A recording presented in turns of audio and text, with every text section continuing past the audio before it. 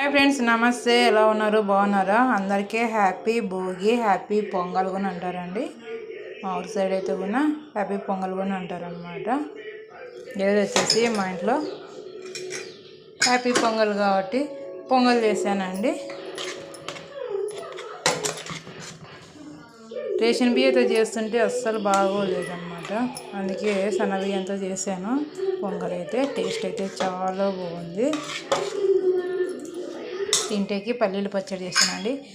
వేడి వేడి పొంగల్లోకి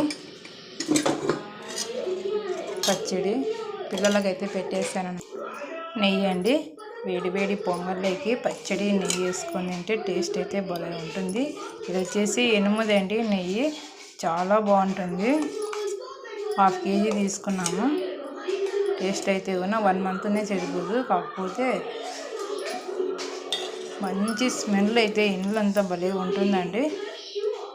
కాకపోతే దీంట్లో బెల్లం ముక్క వేయండి. చలికాలం కదా, ఏదైనా గట్టిగా అనేది కట్టదన్నమాట. బెల్లం ముక్క వేస్తే టేస్ట్ అయితే సూపర్ ఉంటుంది. Okay, bye bye friends.